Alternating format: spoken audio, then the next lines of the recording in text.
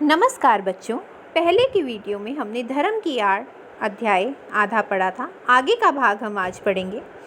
धर्म की उपासना के मार्ग में कोई भी रुकावट ना हो। जिसका मन जिस प्रकार चाहे उसी प्रकार धर्म की भावना को अपने मन में जगावे। धर्म और ईमान मन का सौदा हो। ईश्वर और आत्मा के बीच का संबंध हो। आत्मा को शुद्ध करने और ऊंचे उठाने का साधन हो।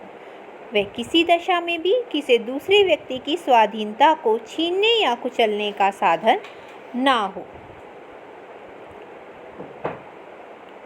लेखक का विचार है कि देश में प्रत्येक व्यक्ति को अपने धर्म की उपासना अपने ढंग से करने के लिए स्वतंत्र होना चाहिए। धर्म और ईमान मन का सौदा हो। ईश्वर और आत्मा के बीच संबंध हो। आत्मा को शुद्ध करने और ऊंचा उठाने का साधन हो।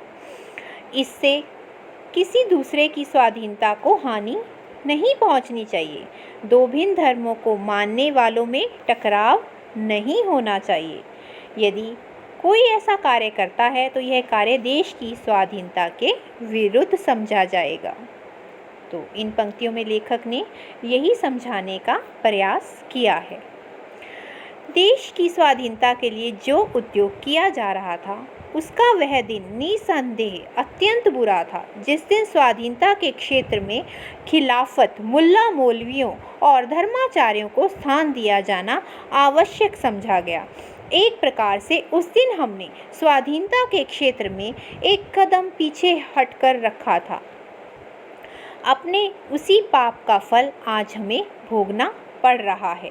देश को स्वाधीनता के संग्राम ही ने मौलाना अब्दुल बारी और शंकराचार्य को देश के सामने दूसरे रूप में पेश किया, उन्हें अधिक शक्तिशाली बना दिया और हमारे इस काम का फल यह हुआ है कि इस समय हमारे हाथों ही से बढ़ाई इनकी और इनके से लोगों की शक्तियाँ हमारी जड़ उखाड़ने और देश में मजहबी पागलपन, प्रपंच और उत्पात का राज्य स्थापित कर रही हैं। तो इन पंक्तियों में लेखक कह रहा है कि लेखक ने स्वाधीनता संग्राम के दिनों में उस दिन का सबसे बुरा दिन माना है जिस दिन इस आंदोलन में मौलवियों और धर्माचार्यों को स्थान दिया गया है। इसी के परिणाम स्वरूप मौलाना अब्दुल बारी तथा शंकराचार्य जैसे लोगों ने देश में मजहबी पागलपन, प्रपंच और उत्पात का राज्य स्थापित कर दिया था। महात्मा गांधी ने धर्म को सर्वत्र स्थान दिया है और देते हैं। वे एक पग भी धर्म के बिना चलने के लिए तैयार नहीं, परंतु उनकी बात ले उड़ने से पहले प्रत्येक आदमी का कर्तव्य यह है कि वह भली भांति समझ ले कि महात्मा जी के धर्म का स्वरूप क्या है। धर्म से महात्मा जी का मतलब धर्म ऊंचे और उदार तत्वों ही का हुआ करता है। उनके मानने में किसे ऐतराज हो सकता है। तो इन पंक्तियों में लेखक कह रहा है कि महात्मा गांधी भी धर्म को सर्वत्र महत्व देते थे। उनके अनुसार धर्म का अर्थ ऊंचे तथा उदार विचारों से था। वे धर्म को सर्वोपरि मानते थे, किंतु वे कहते थे कि धर्म में ऊंचे विचार होने चाहिए, वही सच्चा धर्म है और उदार विचार जो किसी का भला कर सकें। परंतु अजा देने, शंख बजाने, नाक दाबने और नमाज पढ़ने का नाम धर्म नहीं है। शुद्धाचरण और सदाचार ही धर्म के स्पष्ट चिन्ह हैं।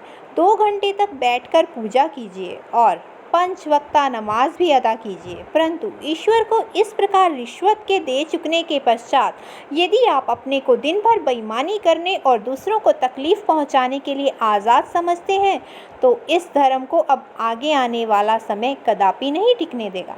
अब तो आपका पूजा पाठ ना देखा जाएगा, आपकी भलमन साहत की कसौटी केवल आपका आचरण होगी। सबके कल्याण की दृष्टि से आपको अपने आचरण को सुधारना पड़ेगा और यदि आप अपने आचरण को नहीं सुधारेंगे तो नमाज और रोजे, पूजा और गायत्री आपको देश के अन्य लोगों की आज़ादी को रोंदने और देश भर के उत्पादों का कीचड़ उछालने के लिए आज़ाद ना छोड़ सकेगी। तो इन पंक्तियों में लेखक कह रहा है कि वे आज़ादी ने शंख बजाने के स्थान पर शुद्ध आचरण और सदाचार को धर्म मानते थे। लेखक भी 5 समय नमाज पढ़ने अथवा 2 घंटे पूजा करने के बाद दिन भर बेईमानी करने को उचित नहीं मानता। वह आचरण को सुधारने पर बल देता है।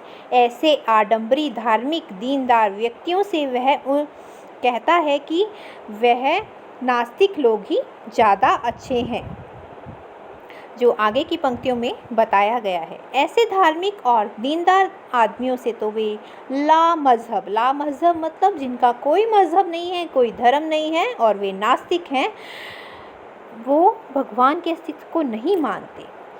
तो लेखक कह रहा है कि वो लोग ज़्यादा अच्छे हैं, ऊंचे हैं, जिनका आचरण अच्छा है, जो दूसरों के दुख सुख का ख्याल रखते हैं, जो मूर्खों को किसी स्वार्थ सिद्धि के लिए उकसाना बहुत बुरा समझते हैं।